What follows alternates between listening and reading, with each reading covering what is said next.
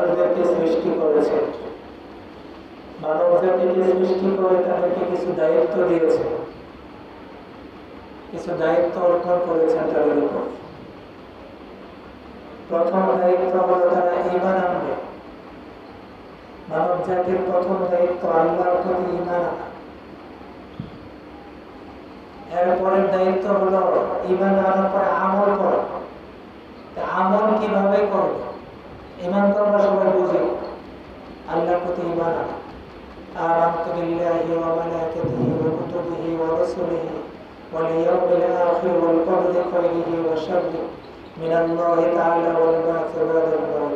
এই কথাগুলোকে বিশ্বাস করা। দ্বিতীয় পর্যায়ে দায়িত্ব হলো আমল করা। এই আমলের আবার দুইটা পদ্ধতি আছে। কিছু আমলের সম্পর্ক হলো মানুষের দেহের সাথে, অঙ্গ প্রত্যঙ্গের সাথে, যেমন নামাজ পড়া, রোজা রাখা।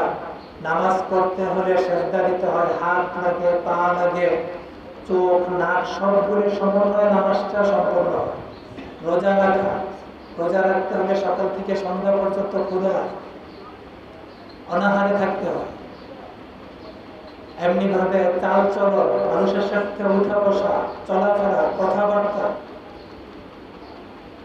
এইগুলির ক্ষেত্রে ভালো কাজগুলি করা। তাহলে কিছু প্রকার আমলের সম্পর্ক মানুষের দৈহিকতার সাথে, অর্থাৎ দেহের সাথে, অঙ্গ প্রত্যঙ্গের সাথে। আর কিছু আমল আছে যেগুলির সম্পর্ক হলো ধন সম্পদের সাথে, যেমন যাকাত প্রদান করা, এমনি ভাবে হজ করা, সদকায়ে ফিতর আদায় করা। এইগুলো আমল, কিন্তু এইগুলো হলো অর্থের সাথে, সম্পদের সাথে সম্পৃক্ত। তাহলে আল্লাহ প্রদত্ত মানব জাতির উপর দুই ধরনের আমল। কিছু আমল হলো দেহ বা অঙ্গ প্রত্যঙ্গের সাথে সম্পৃক্ত, আর কিছু আমল হলো অর্থ সম্পদের সাথে সম্পৃক্ত। আজকে আমার যে আলোচনাটা সেটা হলো অর্থ সম্পদের সাথে সম্পৃক্ত যে আমল, সেটা নিয়ে সম্পৃক্ত আলোচনা হচ্ছে। অর্থ সম্পদের সাথে সম্পৃক্ত আমলের মধ্য থেকে সর্বাপেক্ষা এবং সর্বপ্রধান যে আমল, সেটা হলো যাকাত প্রদান করা। যাকাত আল্লাহ পাক রব্বুল আলামিন পবিত্র কোরআন কারীমের মধ্যে বহুবার নামাজের কথা আলোচনা করেছেন, সাথে সাথে আবার যাকাতের কথা আলোচনা করেছেন। কোরআন শরীফের 32 জায়গায় আল্লাহ তাআলা যাকাতের কথা আলোচনা করেছেন। অত্যন্ত গুরুত্বপূর্ণ বিধান, এবং একজন মানুষ মুসলমান হওয়ার বুনিয়াদ বা ভিত্তি যেই কয়টা বিষয়ের উপর, তার মধ্যে থেকে একটা হলো যাকাত। বুনিয়াদ ইসলাম আলা খামস, শাহাদাতু আল্লা ইলাহা ইল্লাল্লাহ ওয়া আন্না মুহাম্মাদার রাসূলুল্লাহ ওয়া ইকামাস সালাহ ওয়া ইতাইজ যাকাত। এই যে যাকাত, ইসলামের যে ব্যক্তি 5টি বিষয়ের উপর, তার মধ্যে থেকে একটা হলো যাকাত। যাকাত প্রদান করাটা একটা মুসলমান হওয়ার আলামত, মুসলমান হওয়ার ভিত্তি, বুনিয়াদ নির্ধারণ করা হয়েছে। অত্যন্ত গুরুত্বপূর্ণ একটা বিষয় হলো যাকাত, ফরজ একটা বিধান যাকাত। এই যাকাত প্রদান করলে কি হয়? আমরা সব জিনিসের লাভটা বুঝতে চাই যে যাকাত দিলে আমাদের কি হবে। সংক্ষিপ্ত আলোচনা হবে, সময় কম, আমি শুধু লাভগুলি বলবো। তো যাকাত প্রদানের মাধ্যমে যে মালের যাকাত প্রদান করা হয়, ওই মালটা পুত পবিত্র হয়ে যায়। যেমনি ভাবে কৃষি কাজ যারা করে, কৃষকরা, তারা যেমনি ভাবে বৃক্ষ রোপণ করে, চারা রোপণ করে, জমির মধ্যে চাষাবাদ করে, করার পরে গাছটা যখন বড় হয়, বড় হওয়ার পরে তার মধ্যে কিছু আগাছার সৃষ্টি হয়, কিছু আগাছা তৈরি হয়। গোড়ার পাতাগুলি এগুলি ফেলাই দিতে হয়, এগুলি ফেলে দিতে হয়, এগুলি পরিষ্কার করতে হয়। পরিষ্কার করলে পরে যে গাছটা, যে চারাটা আছে, ওই চারাটা আরো সতেজ হয়ে যায় কিনা? ঠিক তেমনি ভাবে মালের একটা চারা গাছ আগাছা আছে, সেটা হলো যাকাত। যাকাতের মাধ্যমে 1 নম্বর উপকার হলো মালের যে আগাছাগুলি, মালের যে নাপাকিটা, ওই নাপাকিটা দূর হয়ে যায়, মালটা পাক হয়ে যায়। তাহলে যাকাতের 1 নম্বর উপকার কি? যাকাতের মাধ্যমে আমাদের যে সম্পদগুলি, আল্লাহ প্রদত্ত যে সম্পদ, যে ধন সম্পদের আমরা মালিক হয়েছি, ওই ধন সম্পদগুলি পাক হয়ে যায়, পুত পবিত্র স্বচ্ছ হয়ে যায়। দ্বিতীয় ফায়দা যাকাতের, দ্বিতীয় উপকারিতা হলো যাকাত প্রদান করলে পরে যেই মাল থেকে যাকাত প্রদান করা হয়েছে, ওই মাল দিয়ে যে আমি চাউল কিনেছি, তরি তরকারি কিনেছি, কেনার পরে ওইগুলি পাক করার পরে আমি খেয়েছি, আমার সন্তানাদি খেয়েছে, আমার যে সন্তানাদি ওই মালগুলি খেয়েছে, যাকাত দেওয়ার পরের যে মালগুলি থেকে এইগুলি কেনার পরে আমার সন্তানাদি খেয়েছে, আমার ওই সন্তান সন্ততি তারা মোত্তাকি হবে। এটা হলো দ্বিতীয় উপকারিতা। তাহলে যাকাতের দ্বিতীয় উপকারিতা হলো সন্তান সন্ততি মোত্তাকি হয়, পরহেজগার হয়, আল্লাহকে চিনে, রাসূলকে চিনে, নাস্তিক হয় না। এটা হলো যাকাতের দ্বিতীয় উপকারিতা। অনেক লম্বা আলোচনা, সংক্ষিপ্ত বলবো। যাকাতের তৃতীয় আলোচনা হলো যেই মালের যাকাত দেওয়া হয়, ওই মাল ভক্ষণ করার পরে ওই মাল থেকে অর্জিত যেই খাদ্য, ওইগুলি ভক্ষণ করার পরে কোনো বান্দা যখন ইবাদত করে, ওই ইবাদতটা আল্লাহ তাআলার দরবারে কবুল হয়। তাইলে বোঝা গেল যাকাত প্রদান না করে যদি ইবাদত করা হয়, ওই ইবাদত আল্লাহ তাআলা কবুল করতেও পারে, না করতে পারে। কিন্তু যেই মালের যাকাত প্রদান করা হয়, ওই মাল দিয়ে যদি কোনো কিছু ভক্ষণ করে ইবাদত করে, ওই ইবাদতটা আল্লাহ তাআলার দরবারে কি হয়? কবুল হয়। এটা হলো যাকাতের তৃতীয় উপকারিতা। যাকাতের চতুর্থ উপকারিতা হলো যেই মালের যাকাত প্রদান করা হয়, যেই সম্পদের যাকাত প্রদান করা হয়, ওই সম্পদের জিম্মাদার স্বয়ং আল্লাহ তাআলা নিজে হয়ে যায়। আল্লাহ তাআলা হাফেজ, ওই সম্পদের সংরক্ষণকারী হয়ে যায়, ওই সম্পদকে হেফাজতকারী হয়ে যায়। এটা হলো 4 নম্বর উপকারিতা যাকাতের।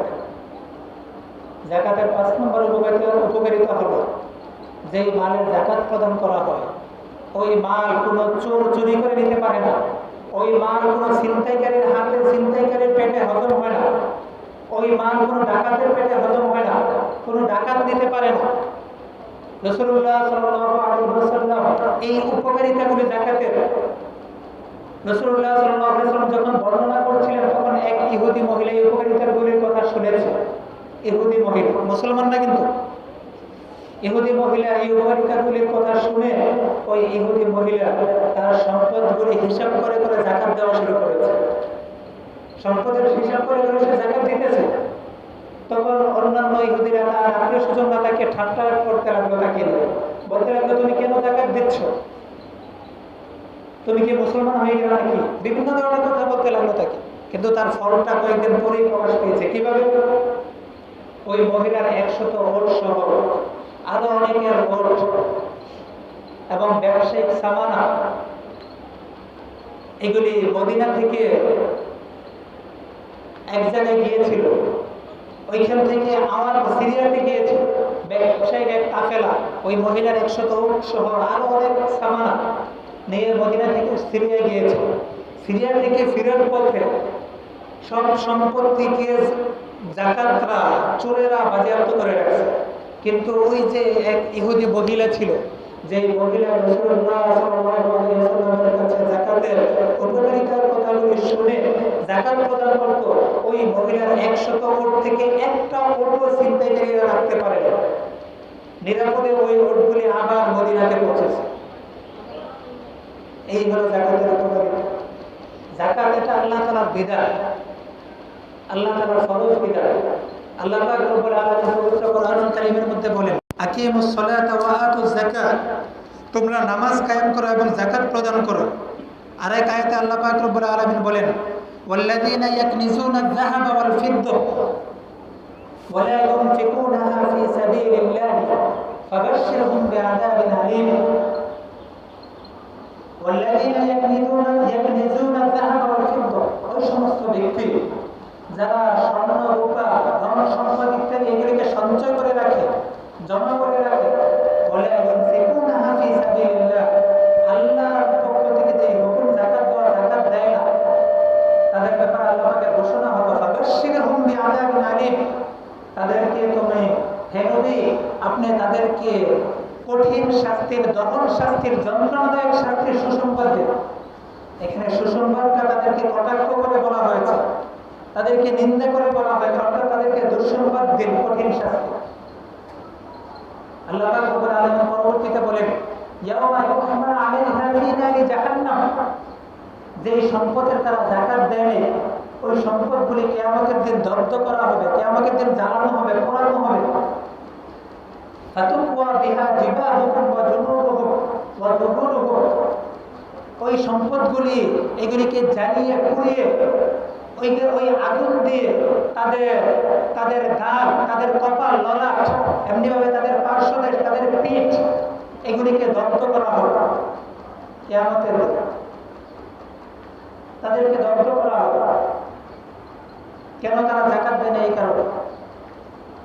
রাসূলুল্লাহ সাল্লাল্লাহু আলাইহি ওয়াসাল্লাম হাদিসের মধ্যে বলেছেন, সহিহ ইবনে হিব্বান সহ বুখারীর riwayate আসছে, রাসূলুল্লাহ সাল্লাল্লাহু আলাইহি ওয়াসাল্লাম হাদিসের মধ্যে বলেছেন যে যারা সম্পদের যাকাত দিবে না, যাদের উপর যাকাত ফরজ, এত সত্ত্বেও যারা যাকাত দিবে না, কিয়ামতের দিন তাদের সম্পদগুলি, সঞ্চিত সম্পদগুলি বিশাল আকৃতির সাপ ধারণ করবে, বিষধর সাপ ধারণ করবে, বিষধর সাপ ধারণ করে তার গলায় পেঁচাইয়ে থাকবে, পেঁচে থেকে তার দুই গালের মধ্যে দংশন করতে থাকবে এবং বলতে থাকবে, আনা কানজুকা আনা মালুকা, আমি তোমার সঞ্চিত সম্পদ, আমি তোমার সঞ্চিত মাল, এভাবে বলতে থাকবে।